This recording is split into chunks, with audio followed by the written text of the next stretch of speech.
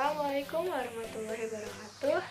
Saya Umi Kulsum dari kelas 11 IPA 1. Di video kali ini saya akan menjelaskan tentang gagasan cara mengatasi dampak pembakaran terhadap lingkungan dan kesehatan.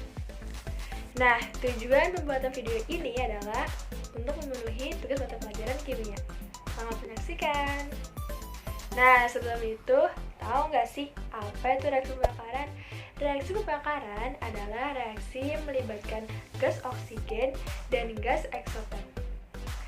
Nah, reaksi eksotermik adalah reaksi kimia di mana energi dilepaskan dalam bentuk cahaya atau panas. Reaksi pembakaran adalah reaksi redoks di mana reduktor dan oksidan bereaksi untuk menghasilkan panas, energi, dan seringkali api. Nah, kemudian ada reaksi pembakaran sempurna. Reaksi pembakaran sempurna adalah reaksi pembakaran yang menghasilkan karbon dioksida dan uap air. Nah, kemudian ada reaksi pembakaran tidak sempurna. Reaksi pembakaran tidak sempurna terjadi ketika oksidan tidak mencukupi, yang mungkin berupa gas oksigen, sebagai hasil dari hidrokarbon yang tidak lengkap dengan oksigen. Atau reaksi pembakaran yang menghasilkan gas buang berupa karbon monoksida, karbon dioksida, oksigen, dan partikulat karbon. Pada reaksi sebelumnya, senyawa C8H18 atau oktana mengalami reaksi pembakaran sempurna atau tidak sempurna. Hal ini dapat ditentukan oleh jumlah volume C8H18 dan jumlah gas oksigen. Nah, semakin terbatas jumlah oksigen, semakin tidak sempurna pembakaran yang terjadi. Nah, kemudian saya akan menjelaskan tentang dampak pembakaran terhadap lingkungan dan kesehatan. Pembakaran tidak sempurna lah yang seringkali menyebabkan kerusakan atau pencemaran lingkungan. Karena pembakaran tidak sempurna lebih sedikit menghasilkan kalor. Hasil pembakaran gas karbon monoksida inilah yang menyebabkan pencemaran udara karena bersifat racun. Berikut adalah dampak-dampaknya. Yang pertama, karbon dioksida menimbulkan pemanasan global. Yang kedua, karbon monoksida menimbulkan sakit kepala dan gangguan pernafasan. Yang ketiga, sulfur dioksida menimbulkan iritasi mata, batuk, dan hujan asam. Yang keempat, nitrogen oksida menghasilkan kabut asap yang menyebabkan tubuh layu dan gangguan pernapasan.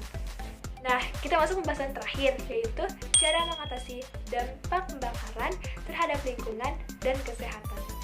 Yang pertama, memastikan pembakaran berlangsung sempurna agar tidak timbul karbon monoksida.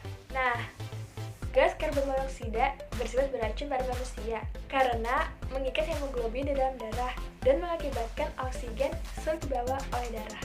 Yang kedua, melakukan penanaman tumbuhan sebagai penyerap karbon dioksida. Gas ini adalah gas rumah kaca.